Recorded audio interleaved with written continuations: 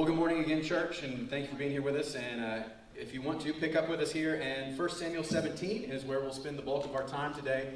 But just to pick up a little bit from where we've been in the last weeks, we've gone through Ruth and talked about, as we've looked at the genealogy of Jesus, we've talked about the system of kingship in Israel and what needed to happen or what happened leading up to David even being able to become king.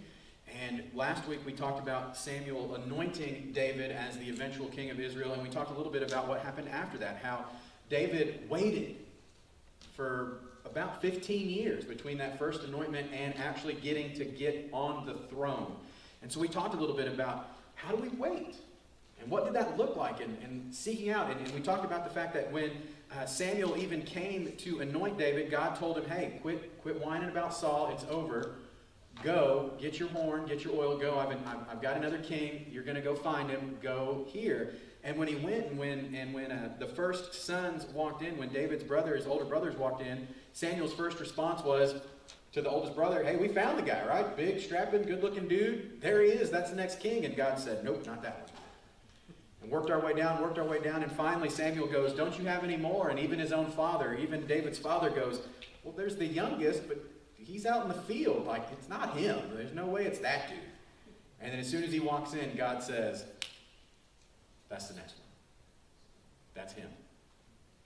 And so talking about the idea that God sees the internal, that he doesn't just look at the outside, where we in our humanity sometimes we look at just the outside and we think the outside looks pretty, and we don't give credit to the inside, to the substance, right? We talked about it last week as the analogy of the car, that if we looked at that car on the showroom floor, and the outside looked pretty and pristine and all great and wonderful, but there's no interior and no engine, then you're not buying that car. If the dealer's like, well, that stuff's important, but the outside looks really good. Like, sorry, you got to have the internals. Sean and I were talking this morning. He's if you didn't know this, Sean has become somewhat of a bus salesman. So if you're looking for a bus, Sean Messer bus sales will quickly be coming up. But he's talking about it. He said he was talking to a guy, and he didn't know I was going to use this because my brain works funny sometimes, that he was talking to a guy who said, I just don't want to spend extra money on a bus, on things that will go wrong down the road. And Sean said, it's a bus. Like, things are going to break. Like, it's a vehicle. You don't buy a car or a vehicle thinking, well, this thing will never have problems ever. Right? I don't know how many of you have ever, if you buy a car, you think it's just going to run perfectly until I don't want it anymore. Right? No, there's going to be issues. There's going to be problems. And so just this standpoint of, as we think about it, there's going to be things that happen along the way. And so we get here to 1 Samuel 17, and we get to this sort of first big thing after David is anointed as the eventual king. Now, we don't have a lot of detail about David's life between that anointment and to what we see here with Goliath. But you can imagine David's life has probably been a little weird, if we're honest with ourselves, right? He's been anointed as the next king of Israel, but he's not the king yet, but yet he knows it's coming. And now imagine being the older brothers of David that aren't going to be the king of Israel. And you've got the little one, the one that you're probably used to sort of beating up, right? I mean, any youngest siblings in here? You're right, not the cushiest job in the world, is it? Maybe with the parents, yes, but not necessarily with the siblings, right?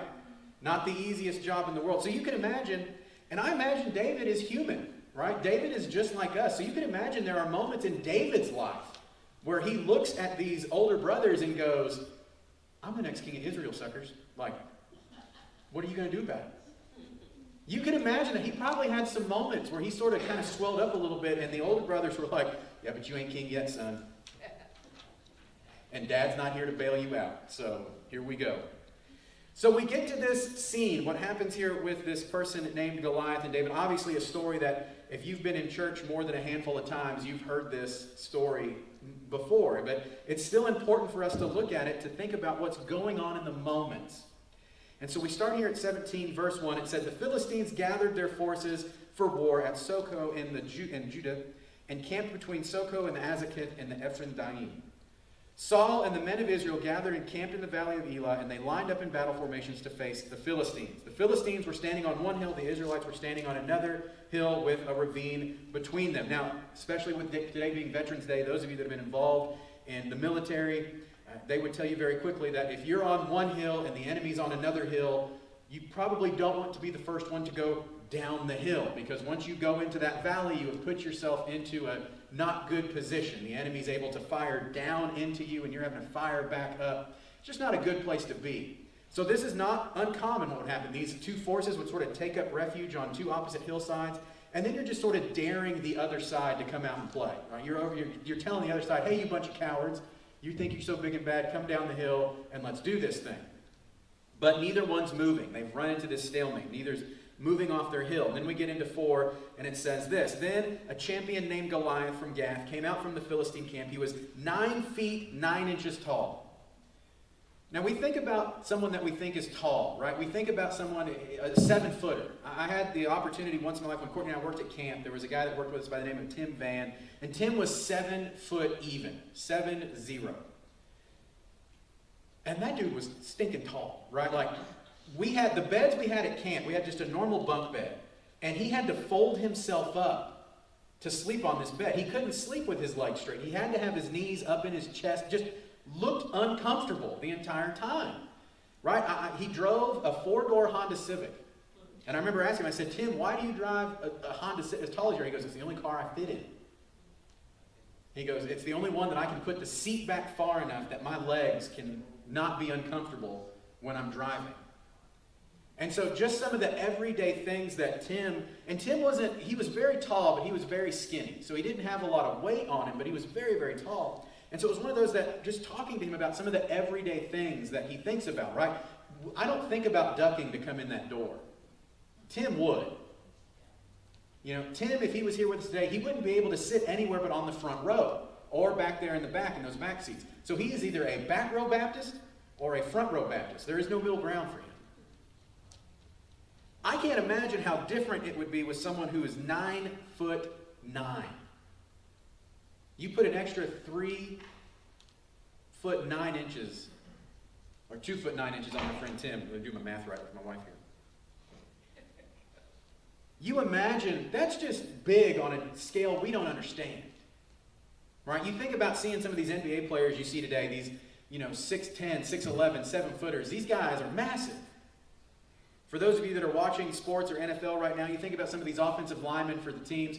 The average offensive lineman for an NFL team sits about 6'3" to 6'4" and weighs somewhere between 300 and 330 pounds. These are massive people of humanity, right? These are people that when they walk into a room and you're standing, like you look at them on TV and you're like, nah, they don't look that big. And then you're standing next to them and you're like, please don't eat me, like, because you could. Like, if you wanted to attack me, there's nothing I can, what am I going to do? Lay in a ball until you beat me to death? Like, that's just what's going to happen. Yet we see this guy, 9 feet 9 inches tall, wore a bronze helmet and scale armor that weighed 125 pounds. Now, church, for those of you that have been around long enough to see what I've done in the gym and in my weight loss, I have lost 110 pounds. His armor weighed 15 pounds more than the weight that I have lost. 125 pounds. That's more than my children weigh together. Now, if you're wondering about what it would be like, I'll put Peyton on your back and you can put Parker on your front and then try to function. Now, granted, his armor wouldn't wiggle and try to tickle you and all that, but it's not the easiest. You can imagine putting on 125 pounds. If we strapped 125 pounds onto one of us today, I don't think we're going about our everyday life. Like, we're not going out to work in the garden or to do that 125 pounds. We're going to sit down and just sit there until we take that weight off. It says there was bronze armor on his shins, a bronze sword was slung between his shoulders. His spear shaft weighed like a weaver's beam, and the iron point on his spear weighed 15 pounds. We've talked about this before. The basic idea is that his spear is what we would consider a rock bar today. If you've ever gone out and used one of those hard steel solid rock bars, that's what he carried as a spear. Now, I've used a rock bar in the past, and in my stupid manliness, I've thought, hey, I'll try to chuck this thing, right, and see what happens. It goes about a foot, it falls down. A rock bar in my hands is used to do one thing, go up and down. It's not going distance. It's used to go up and down, and even that, it's not to do it very long. But what we think about here with Goliath is that he was so strong that he could take this rock bar and he could throw it accurately and with enough force to kill a person to about 50 to 75 yards. Half to 3/4 of a football field. He could throw this thing with accuracy and enough power to penetrate armor of the time. You think about that for a minute. In watching the Olympics, or these folks, obviously we're going to have some summer games coming eventually. One of the sports that we think about is javelin. And you see these guys get out there and they throw this javelin, and it just goes ridiculous distance. Those things weigh next to nothing. You imagine throwing what is probably close to, at the end of it, being about 30 pounds. That far with that kind of accuracy. It's strength on a level, and I think sometimes we spend a little bit of time here, we spend a little bit of time looking at this, because sometimes we lose sight of how impressive Goliath was, right? We hear this story and we think, oh, David versus Goliath, he killed the giant. You really think about that for a minute. To kill a giant, to kill a 9-footer who could throw a rock bar accurately 50 to 75 yards. If Goliath was to walk in here today in full armor, the only thing that's stopping him is someone in here with a gun. Right?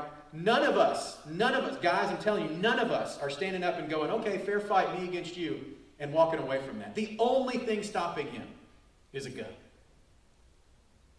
So we think about that. I don't care how much training you have, boxing, jiu-jitsu, I don't care. 9'9", that strong, all he's got to do is get you once. And it's done.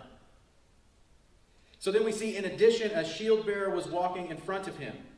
He stood and shouted to the Israelite battle formations, why do you come out of line? Why don't you come out and line up in battle formations, he asked them.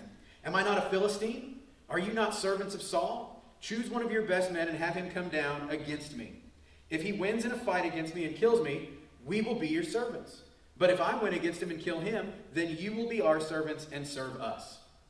That's pretty easy to say when you're 9'9" tall and looking across the line, not seeing anybody that looks like you. Right? We've all said things like that to people before. You've all done it, where you've known the answer to something, or you know something that someone else doesn't know, and you say it. You're like, I'll bet you anything that this is the case. Right? You've all been that confident before in your life. This is not just Goliath understanding who he is. This is confidence. Right? Goliath is stepping up with confidence, saying, hey, I know who I am. Come out and fight. Let's do this thing. And I think it'd be very easy if we were Goliath to do exactly that. I mean, who's going to measure up? And then you put yourself in the place of the Israelites. The Israelites have no one like this. There's no 9-footer on the other side, on the Israelite side, going, yeah, okay, I'll take that fight. The Israelites are standing around doing what all of us would do. If Goliath walked in today and said, hey, one of you needs to come out here and fight me, we would all look at each other like, okay, who's going to volunteer for that one? Because we're all going to start pointing at each other, right? Like that. You know? I heard this guy, when you came in, said that he could take you. Like, he said it, so take him. That's what's going to happen. So you imagine the situation here, and the Israelites are terrified. They even say it. We see it here as we look into verse 11. It says, when Saul and all the Israelites heard these words from the Philistine, they lost their courage and were terrified. Yeah. Right? Like if there's one of those moments where you have to not wonder about it, any of us would be. So then we get to what happens next. Because if we just end the story there, there's no victory. But obviously we know this isn't the end of the story. Because the Israelites here, a lot like what we talked about last week, the Israelites are only seeing the physical. They're only seeing this physical being Goliath in front of them. They're only seeing the 9'9" guy who can do all these amazing, that's all they're seeing. They're not seeing the behind the scenes. And church, let me tell you, that's where our God does his best work, is in the behind the scenes. And the things that we're not paying attention to, when God is working and moving, and then all of a sudden we have this aha moment where we go, oh, now I see what was going on. I didn't understand before, but now I see it.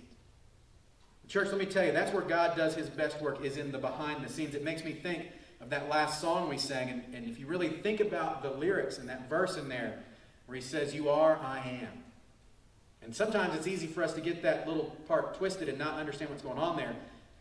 Think about that from Scripture, where out of the burning bush, the requirement, who are you? And the simple response, I am. That there was no more description necessary. Right? If I was to try to describe, or if you were to try to describe me to someone, you'd have to go off what I look like. Right? Lack of hair, beard, brown, blue eyes, kind of still big, but lost some weight. Right? You would just do descriptors. God, on the other hand, just says, I am. And that's enough. Right? My wife and I had this, we were talking last night. I'm not shy about this. I'm a 36-year-old nerd. We watch The Mandalorian on Disney Plus. Judge me all you want. Right? Star Wars forever. Right? First episode of Star Wars, there was a character that was dealing with the Mandalorian, and it was another actor in costume. And the actor's name was John Leguizamo. And I told my wife, I said, in the first episode, John Leguizamo was that character. And she goes, who is that? Like, who is that actor? And I was trying to describe, well, he's been in this movie. No. So I had to look him up and show up. And as soon as I showed the picture, oh yeah, I know who that guy is. That doesn't work with God. God simply says, I am. And instantly, we know who's there. We see this in Scripture going forward, that eventually when the trumpet sounds and God and Jesus descend from the clouds, there will be no doubt on anyone's mind what's happening. There won't have to be someone going, oh yeah, that guy's Jesus. The world, humanity will know exactly who it is, and they'll bow. So we think about power. We think about this Philistine and how strong and powerful he was. People weren't bowing at the simple mention of the name Goliath. But at the simple words, I am, every knee will bow. Everyone will understand power in a way that we couldn't ever comprehend it before. And so we see what's going on here. The Israelites terrified because they're only looking at the physical. They're not thinking about the behind the scenes where God's doing his work.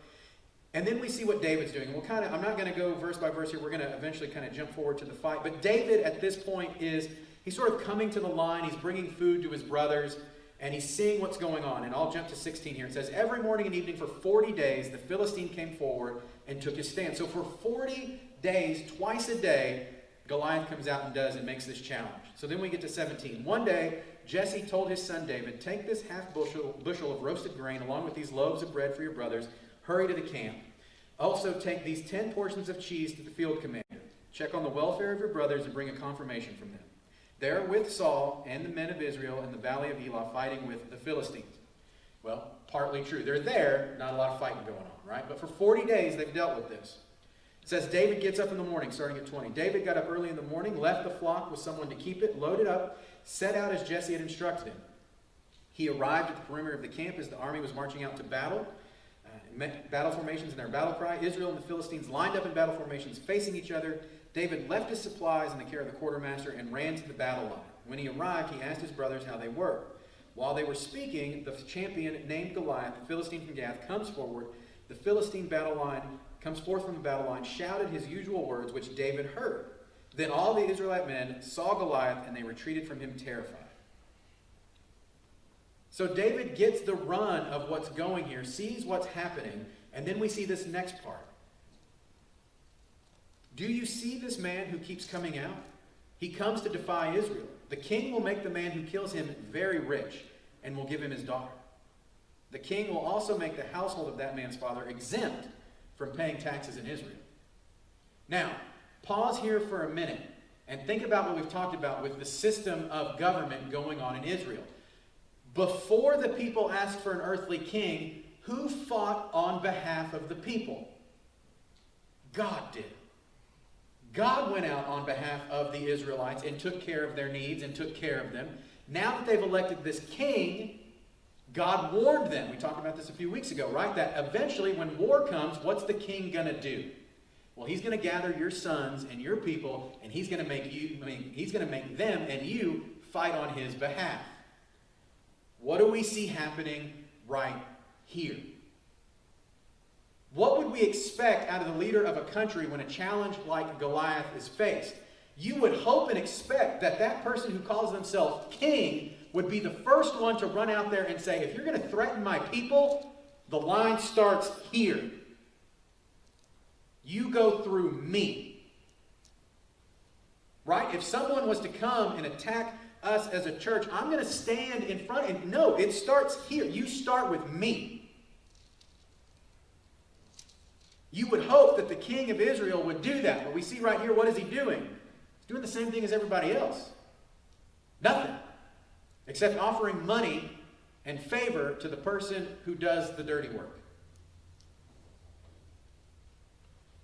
Church, we have to be careful of leaders who don't have action. We have to be careful who we put our trust in. And so we've talked about our trust doesn't need to be in anything other than God. And so then we get to 26. It says this, David spoke to the men who were standing with him. What will be done for the man who kills the Philistine, removes this disgrace from Israel? Just who is this uncircumcised Philistine that he should defy the armies of the living God? So David's getting worked up, right? David's getting angry. And you can imagine David at this point about 12 to 13 and getting angry. And I imagine this army sort of looking at him like, oh, that's cute. And he's getting mad, right? Like, no, good for you, buddy. Right? Like my little girls here. I love my little girls. But if Peyton walked up to me as mad as she could possibly be saying, hey, I'm going to get you and we're going to fight, it's going to be a short fight. Right? I mean, it's just, that's what it is. Right? If she gets worked up and angry, it's one of those that we kind of look at her and we're like, oh, that's cute. She's mad. Like, she can't do anything about it, but it's cute that she's mad. I imagine that's what they're looking at with David here. So then we see what happens. The people told him about the offer, concluding that this is what will be done for the man who kills him. That's 27 into 28. David's oldest brother, Eliab, listened as he spoke with his men and became angry with him. Why did you come down here, he asked. Why did you leave those few sheep in the wilderness? I know your arrogance and your evil heart. You came down to see the battle. Older brother's accusing younger brother of just wanting to come watch the bloodshed. David, in typical younger brother fashion, right? What have I done now? Like, why am I getting beat up again? What did I do? Protested. It's just a question. Turned from those beside him and others in front of him and asked about the offer. The people gave him the same answer as before. David was, and then we get to 31. What David said was overheard and reported to Saul. So he had David brought to him, and David said to Saul, don't let anyone be discouraged by him. Your servant will go fight this Philistine. And so David comes before the king and says, hey, don't worry about it. I got this. Now you can imagine everybody hearing David say that and the laughter that would come after that, right? You can imagine that after David makes that statement, that it wasn't cheering and excitement like everybody's excited. Oh, yes, the champion's here. We're saved now. David's got this. You can imagine David going, hey, I'm going to fight this dude. Don't worry about it. And everybody just instant laughter. Like, there's no way. Again, only looking at the physical. Right? If we're lining up the tail of the tape, right? If you ever watch a UFC fight or a boxing match before, they always do the tail of the tape, right? The attributes for both fighters: height, weight, reach, experience. You know, if you're looking at this, you're looking at, on one side we've got Goliath, 9 foot 9 inches tall, probably somewhere over 450 to 500 pounds, able to throw a rock bar like nobody's business, an experienced fighting man. The other side we have 13 to 14-year-old David, maybe 4.5 to 5 foot tall. If we're lucky, 120-ish pounds soaking wet. He's a shepherd boy. I mean, let's be honest. If you're in Vegas and you're a betting person, where are you putting your money? I bet Goliath's the heavy favorite on the money line. And so we see this, and you can imagine that everybody's just going, yeah, you're real cute, David. Real cute. But there's nothing here. Saul replied, the king, you can't fight this Philistine. You're just a youth. He's been a warrior since he was young. David answered Saul, your servant has been tending his father's sheep. Whenever a lion or a bear came and carried off a lamb from the flock, I went after it, struck it down, rescued the lamb from the mouth. If it reared up against me, I would grab it by its spurs, strike it down, and kill it. You think about that for a minute. Lions and bears. Now, some of you in here are deer hunters, right? Deer hunters, yes? Hunters in general? How many of you have gone out in the woods with your spear and waited on that deer and dove at it from a tree and speared it? Any of you? How many of you have stayed in your deer stand from a few-ish 100 yards away and shot that deer from a distance? I bet that's the more likely scenario. Right? David here not having a gun, guns weren't around yet, says that when a lion or a bear took a lamb from his flock, he not only went after it and rescued the lamb, he grabbed that thing by the scruff of its neck and killed it. And that's a lion or a bear. Right? There's a herd of deer that live out here between the church, the parsonage, and out in this old neighborhood. And Courtney and I have enjoyed watching them. And when we first moved here, there was about 4 or 5. Now it's around 11 in the herd we've seen. It's grown. But even still, I'm not trying to go wrestle Mama Deer and fight her and get her, right? Because I would show up to church beat up, right? I may get that deer in the end, but I'm going to lose a little bit. We see what David's done here. And he says, if I can do that, and we get into 36, your servant has killed lions and bears, this uncircumcised Philistine will be like one of them. For he has defied the armies of the living God. And then David said, the Lord who rescued me from the paw of the lion and the paw of the bear will rescue me from the hand of this Philistine. And pause there for a moment, church, and think about what David has said right there. David is not taking any thought about his personal strength or his personal experience or his personal fighting prowess. What's he saying there? God has already won the fight. It's already over.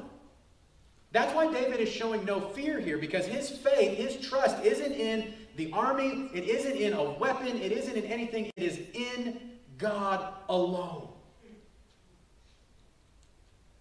Saul, at this point, realizes all he can say to David is, go and may the Lord be with you. Saul, in his mind, probably is thinking, this kid's about to get eaten up. We see what happens here after this. We're not going to cover this in depth. Saul tries to put David in his own clothes, and David can't, in his own military armor, and David can't fight in it, so he takes it off. And we see what happens in verse 40. Instead, he took his staff in his hands.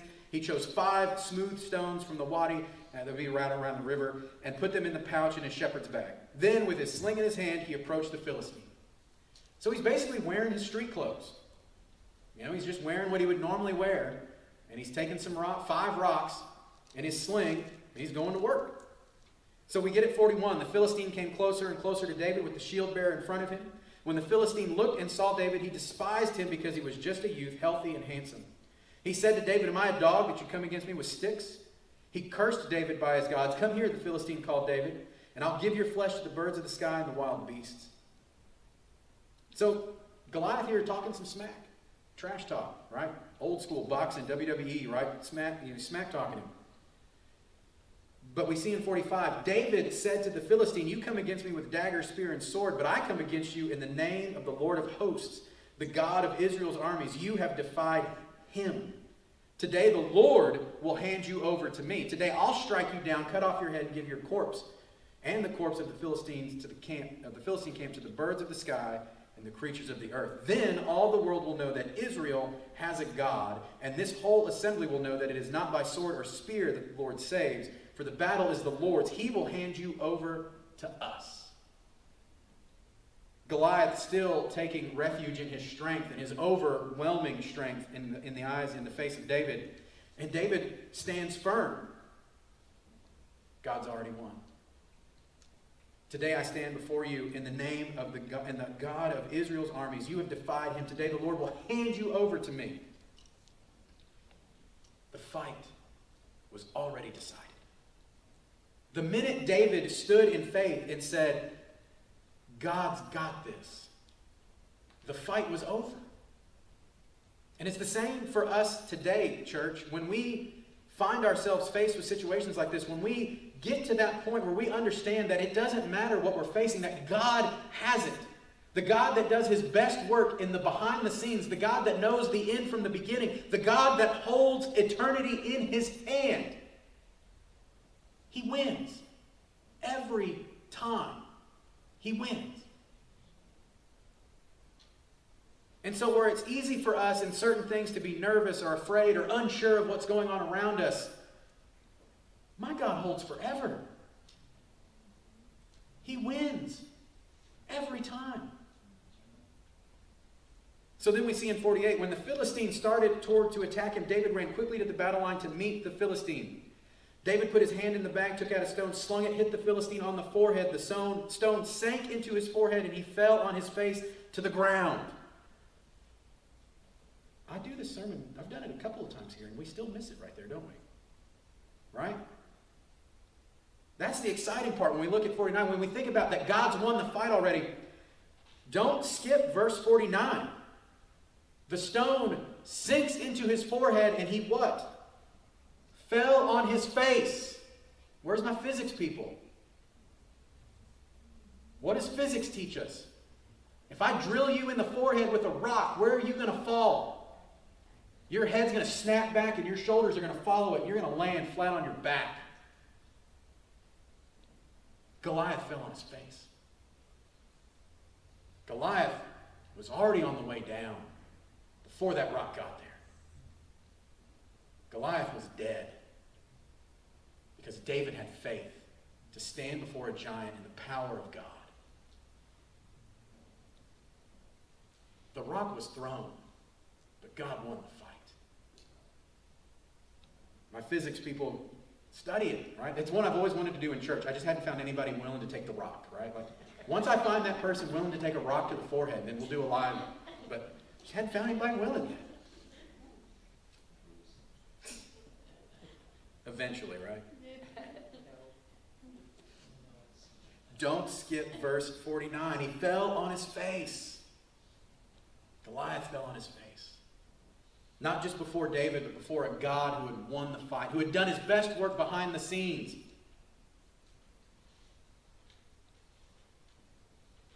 Church, let me tell you today, God's still working. He's doing his best work. Church, we've read the back of the book. I know who wins.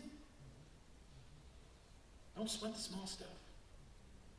Right? When we see what's going on here with David, this is all leading up to David becoming the king, but David here standing in faith, understanding that God's in control. Even in the midst of everyone being afraid and not understanding what's going on, David understood God is in control.